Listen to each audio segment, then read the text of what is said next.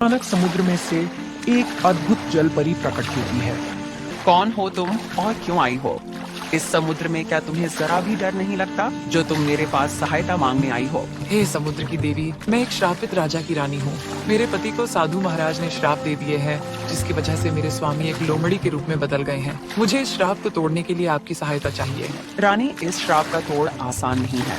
श्राप से मुक्ति पाने के लिए तुम्हें 3 पवित्र वस्तुएं लानी होंगी। पहला प्रेम का मोती, दूसरा त्याग का पुष्प और तीसरा साहस का जल। ये तीनों वस्तुएं तुम्हारी परीक्षा लेंगी। ये सभी वस्तुएं कहाँ मिलेंगी देवी? प्रेम का मोती एक गहरी गुफा में मिलेगा, त्याग का पुष्प एक पर्वत की चोटी पर और साहस का जल एक उफनती नदी में। यह यात्रा कठिन होगी, परंतु तुम अपने प्रेम और धैर्य के कारण इसे पूरा कर सकती हो। समुद्र के किनारे तुम्हें एक सारस मिलेगा, तुम उसके पास चली जाना, वह तुम्हें सभी जगह ले जाएगा। इतना कहकर जलपरी वापस समुद्र में चली जाती है और सारस अपने ऊपर बैठाकर उसकी मंजिल की ओर ले जाता है। रानी उसकी बताई गई जगहों की ओर यात्रा करने के लिए चली जाती है। राजा विक्रम अपनी रानी रुक्मिणी के साथ रहा करते थे। एक दिन राजा ने ऐलान किया कि जो भी रास्ते में घर और झोपड़ी है उसे जल्द से जल्द हटाया जाए, क्योंकि राजा के घोड़सवारी में दिक्कत होती है। सैनिकों, रास्ते में जो भी घर और झोपड़ी नजर आती है उसे वहाँ से उखाड़ फेंको, और जो इस काम को रोकता है उसे बंदी बना लो और उसके घर पर बुलडोजर चलवा दो। राजा के आदेश पर सैनिक गांव में जाकर ऐलान कर देते हैं। यह सब बात सुनकर गांव के लोग बहुत दुखी होते हैं।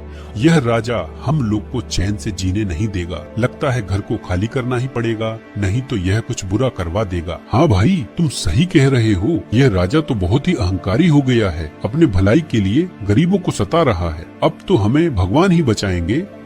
और डर के मारे अपना घर छोड़ने के लिए मजबूर हो जाते हैं। इधर सैनिक जंगल के रास्ते पर एक झोपड़ी के पास जाते हैं। उस झोपड़ी में एक महान तपस्वी साधु रहा करते थे। सैनिक उनके पास जाकर उनको चेतावनी देते हैं।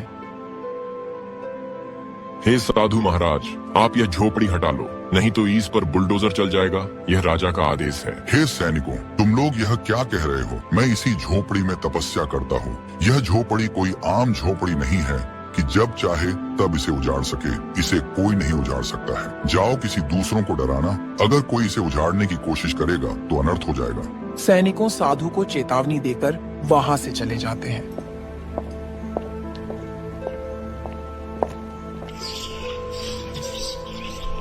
अगले दिन राजा रानी महल के बगीचे में टहल रहे थे।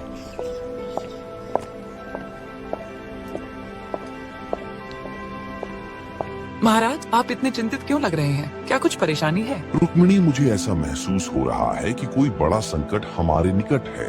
मेरा हृदय किसी अज्ञात भय से धड़क रहा है, लेकिन मैं इतना शक्तिशाली राजा हूँ कि मेरे पर क्या ही संकट आ सकती है। वह दोनों बातें कर ही रहे थे कि तभी सैनिक वहां आते हैं। महाराज जी, एक बुरी खबर है। बोलो, क्या बुरी खबर है? किसकी इतनी हिम्मत जो हमारा बुरा कर सकता है? महाराज, जंगल के रास्ते में एक साधु की झोपड़ी है। वह झोपड़ी हटाने के लिए तैयार नहीं है। अरे सैनिकों, तुम भी क्या किसी साधु ढोंगी को भी हटा नहीं पा रहे हो? चलो, मैं कल चलकर उस साधु को समझाता हूँ। अगले दिन राजा साधु के पास जाते हैं।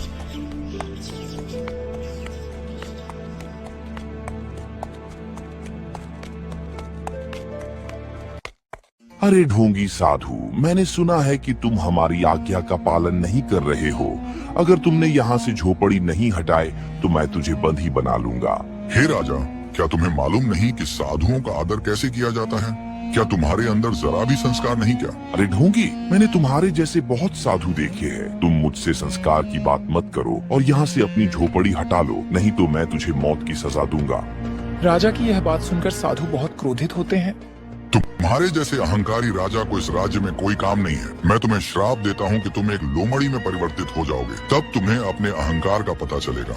इतना कहकर साधु मंत्र पढ़ते हैं और राजा विक्रम के शरीर पर श्राप का प्रभाव शुरू हो जाता है। देखते ही देखते राजा का शरीर एक भयंकर लोमड़ी का रूप धारण कर लेते हैं और डर के मारे राजमहल वापस आते हैं और रानी को सारी बात बताते हैं। नहीं नहीं महाराज, ये आपको क्या हो गया? आप तो एक लोमड़ी बन गए हैं। ये आपको क्या हो गया? अगर साधु महाराज ने श्राप दिए हैं तो मैं उनके पास जाऊंगी और उनसे प्रार्थना करूंगी कि आपको सही कर दे, नहीं तो मैं आपके बिना कैसे रहूंगी? रानी साधु के पास जाने का निर्णय लेती है और उनसे क्षमा मांगने के लिए जाती है।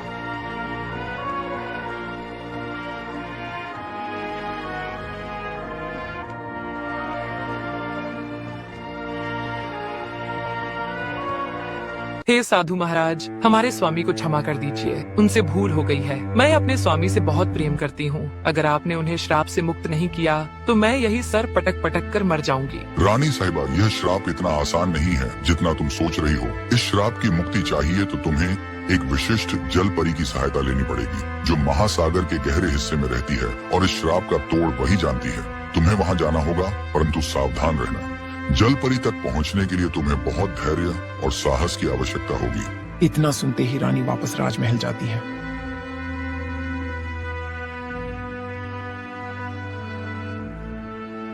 महाराज, मैं इस श्राप से मुक्ति के लिए कुछ भी करने के लिए तैयार हूँ। मुझे साधु महाराज ने श्राप की मुक्ति के लिए समुद्र की जलपरी से मिलने के लिए कहे हैं। मुझे उस जलपरी के पास जाना होगा, लेकिन महासागर तक पहुँचना बहुत कठिन है। रानी रुक्मिणी अपने सैनिक के साथ महासागर की ओर प्रस्थान करती हैं।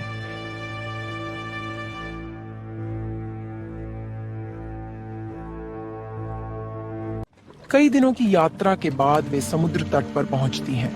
वहां वे एक नाव का प्रबंध करके समुद्र की गहराई में जाती हैं। अचानक समुद्र में से एक अद्भुत जलपरी प्रकट होती है। उसके लंबे नीले बाल, चमकती त्वचा और सुंदर पंख उसे रहस्यमय बना रही थी। कौन हो तुम और क्यों आई हो? इस समुद्र में क्या तुम्हें जरा भी डर नहीं लगता जो तुम मेरे पास सहायता मांगने आई हो? हे समुद्र की देवी, मैं एक श्रापित राजा की रानी हूँ।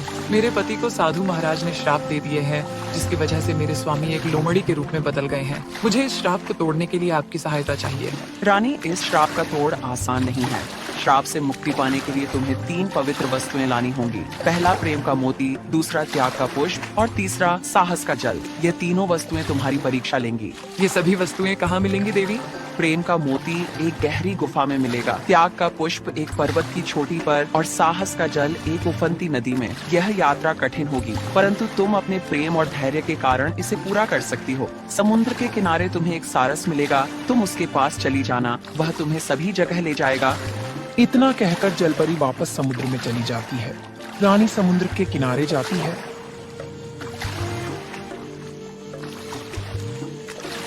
और सारस को खोजती है। सारस से मिलकर उसे सारी बात बताती है और सारस अपने ऊपर बैठाकर उसकी मंजिल की ओर ले जाता है। रानी उसकी बताई गई जगहों की ओर यात्रा करने के लिए चली जाती है।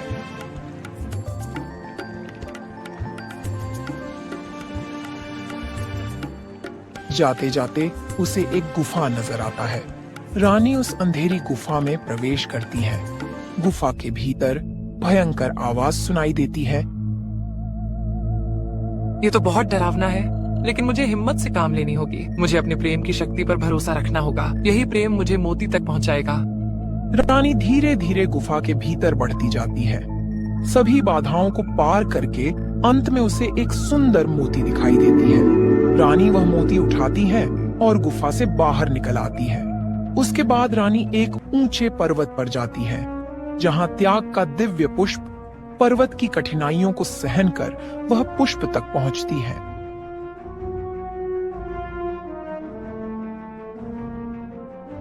इस पुष्प को प्राप्त करने के लिए मुझे अपने आराम और सुख का त्याग करना पड़ा, परंतु यह मेरे स्वामी के लिए कुछ भी नहीं है। अब रानी एक उफनती नदी के किनारे पहुंचती है। यह नदी बहुत ही भयंकर और खतरनाक तरीके से लहर मार रही थी। यह मेरा अंतिम चरण है। मुझे अपने साहस से इसे पार करना ही होगा। रानी अपनी पूरी शक्ति और साहस का प्रदर्शन करते हुए नदी पार करती है।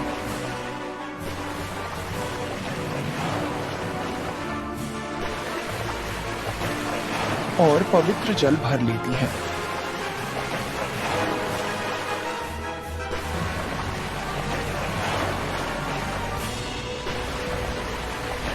रानी वापस महल लौटती है,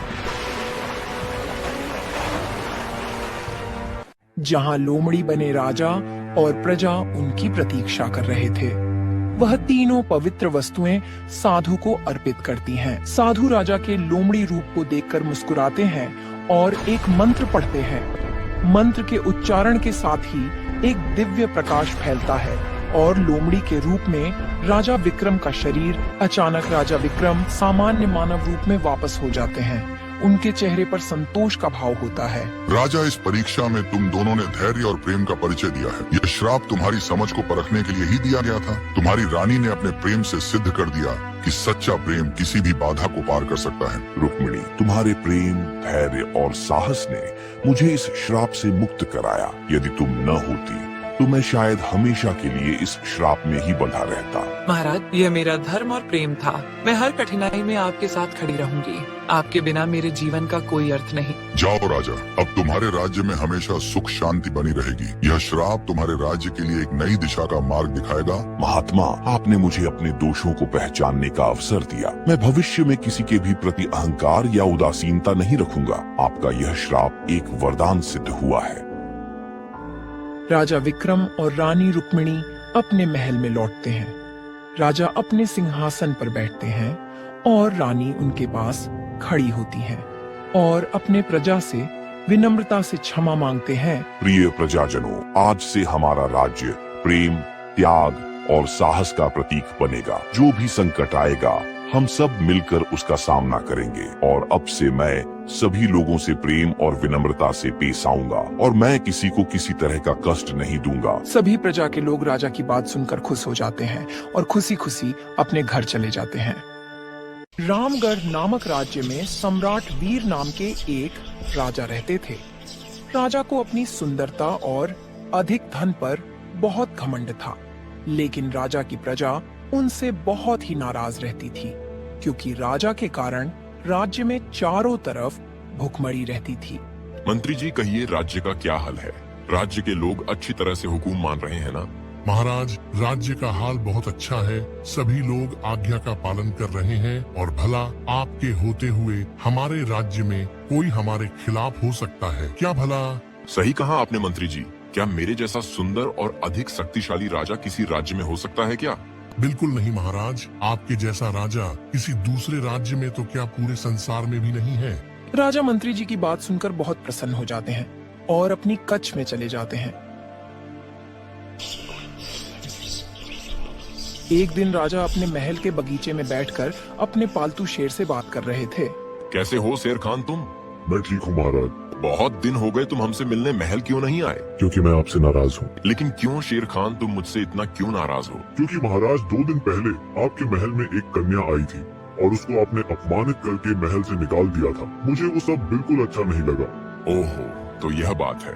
अरे बुद्धू, तुमने देखा नहीं वह कन्या कितनी बदसूरत थी और मुझे बदसूरत लोग बिल्कुल पसंद नहीं। अभी राजा शेर से बात ही कर रहे थे कि तभी मंत्री जी उनके पास आते हैं। महाराज, आपने मुझे बुलाया क्या? हाँ मंत्री जी, आज मैं राज्य का दौरा करना चाहता हूँ, इसलिए आप मेरे साथ चलने की तैयारी कीजिए। ठीक है महाराज, मैं अभी सारी तैयारी कराता हूँ। कुछ देर बाद राजा मंत्री जी के साथ राज्य के दौरे पर निकल जाते हैं।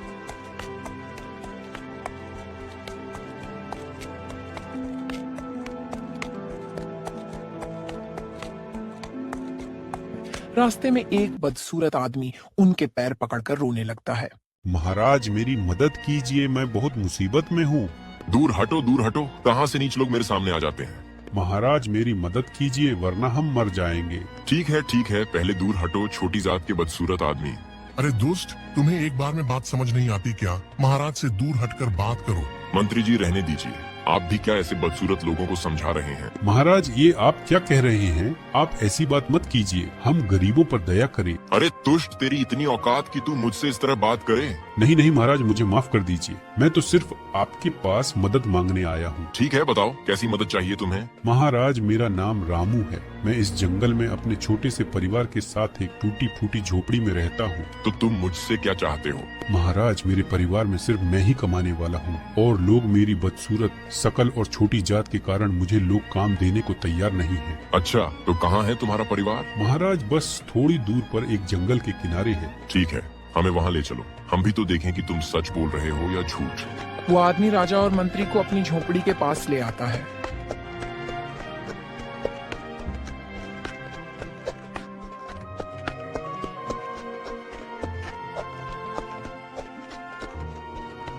महाराज, ये रही मेरी छोटी सी झोपड़ी और ये रहा मेरा छोटा सा परिवार। अरे ये क्या, तुम्हारे परिवार में तो सबके सब बदसूरत हैं। महाराज, आप ऐसा मत कहिए, हम 2 दिनों से भूखे हैं। अगर आपने हमारी मदद नहीं की तो हम भूख से मर जाएंगे। अच्छा है, मर जाओ, तुम लोग इसी लायक हो।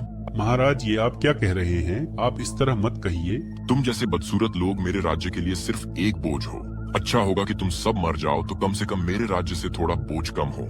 राजा ये कहकर जैसे ही अपने कदम आगे बढ़ाता है, वैसे ही वहाँ एक महान तपस्वी आ जाते हैं, जिन्होंने उन सब की सारी बातें सुन ली थीं। महाराज, क्या मैं पूछ सकता हूँ कि यहाँ क्या हो रहा है?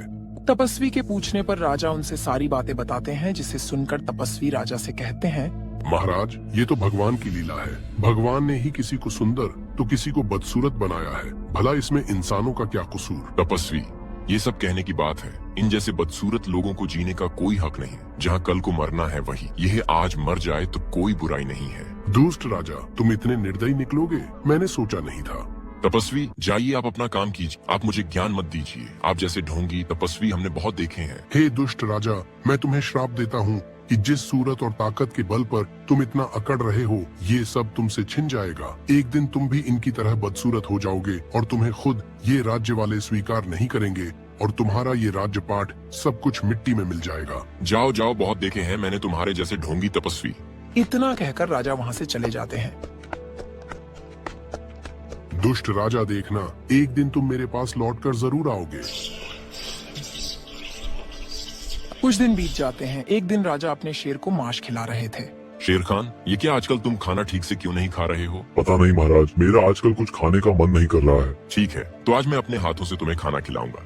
इतना कहकर राजा अपने हाथों से शेर को खाना खिलाने लगते हैं। खाना खाते समय गलती से शेर उनकी एक उंगली काट लेता है। उफ, शेर खान, ये तुमने क्या किया? तुमने मुझे क्यों काटा? क्षमा चाहूंगा महाराज, गलती से लग गया। शेर खान की बात सुनकर राजा वहाँ से चले जाते हैं। कुछ देर बाद राजा के शरीर पर अचानक से अजीब अजीब से निशान दिखने शुरू हो जाते हैं। अरे ये निशान कैसा है? मुझे ये क्या हो रहा है? अभी राजा अपने शरीर पर निशान ही देख रहे थे कि तभी मंत्री जी वहाँ पर आ जाते हैं। महाराज, ये क्या? ये आपके शरीर पर और चेहरे पर निशान कैसा है? पता नहीं मंत्री जी, ये क्या हो रहा है? ये मेरे को क्या हो रहा है? और फिर देखते ही देखते राजा की सुंदरता बदसूरती में बदल जाती है। मंत्री जी, जल्दी वैद्य को हमारे पास लेकर आइए। राजा के आदेश पर मंत्री जी वैद्य को तुरंत बुला लाते हैं। वैद्य जी, ये मुझे क्या हो रहा है? जल्द से जल्द मेरा इलाज कीजिए। क्षमा चाहूंगा महाराज, मगर आपको बहुत सारी बीमारियां हुई हैं, इसका कोई इलाज नहीं है। वैद्य जी इतना कहकर वहाँ से चले जाते हैं। कुछ देर बाद राजा खुद को शीशे में देखकर डर जाते हैं। ये मुझे क्या हो गया? मेरी सुंदरता कहाँ चली गई? मैं क्या करूं? मैं इतना बदसूरत कैसे हो गया? हे भगवान, मेरी सहायता कीजिए। कुछ दिन ऐसे ही बीत जाते हैं। एक दिन राजा अपनी बदसूरत शक्ल के साथ महल की गद्दी पर बैठे थे कि तभी एक बूढ़ी औरत उनके पास आती है। कहिए अम्मा, मैं आपकी क्या सहायता कर सकता हूँ? महाराज, आप पहले खुद की सहायता कर लीजिए, फिर किसी की कीजिएगा। आपका क्या मतलब है? तुम क्या कहना चाहती हो? आपको अपनी सुंदरता पर बहुत घमंड था ना, जिसके वजह से आपने मेरी मजबूर पुत्री को अपमानित करके महल से निकाला था, और आज आप खुद को देखिए क्या से क्या हो गया है। आपको अभी भी लगता है कि राज्य की प्रजा एक बदसूरत अहंकारी राजा से कोई मदद लेना चाहेगी। बूढ़ी औरत ये कहकर हंसते हुए वहाँ से चली जाती है। मंत्री जी, आज के बाद ये औरत मुझे नजर नहीं आनी चाहिए, नहीं तो मैं इसे फांसी की सजा दूंगा। अभी राजा मंत्री जी को आदेश ही दे रहे थे कि तभी उनके पास कुछ विरोधी राजा आते हैं। सम्राट वीर, हमें नहीं लगता कि अब आप इस राज्य को संभाल पाएंगे, इसलिए आपका इस राज्य को छोड़ना ही बेहतर होगा। और फिर सारे विरोधी राजा मिलकर राजा सम्राट वीर को अपमानित करके राज्य से निकाल देते हैं।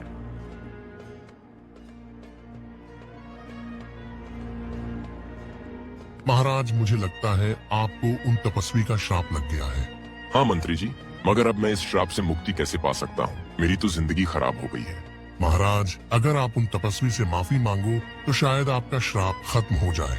लेकिन हम उन्हें खोजेंगे कहाँ? उनका तो कोई पता नहीं है। ये तो मुझे भी नहीं पता महाराज। क्यों ना हम अलग अलग होकर उन्हें ढूंढने का प्रयास करना चाहिए। हाँ मंत्री जी, ये ठीक रहेगा। फिर राजा और मंत्री अलग अलग होकर तपस्वी को ढूंढने निकल जाते हैं।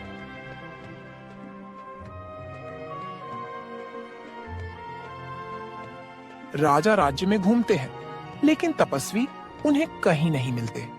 फिर राजा उदास होकर ऊंचे पर्वत पर जाते हैं।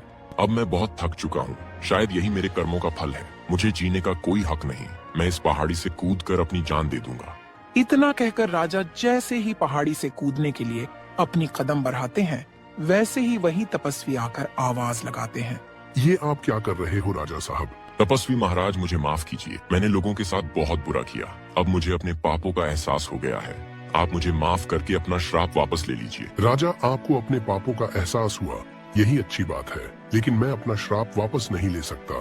लेकिन हाँ, एक रास्ता है जिससे आप इस श्राप से मुक्त हो सकते हैं। कौन सा रास्ता तपस्वी जी? राजा, मुक्ति का मार्ग कठिन है। अगर तुम वास्तव में इसे पाना चाहते हो तो तुम्हें सेवा, त्याग और प्रेम का मार्ग अपनाना होगा। तुम्हें अपने अहंकार को त्यागना होगा और दूसरों के कल्याण के लिए काम करना होगा।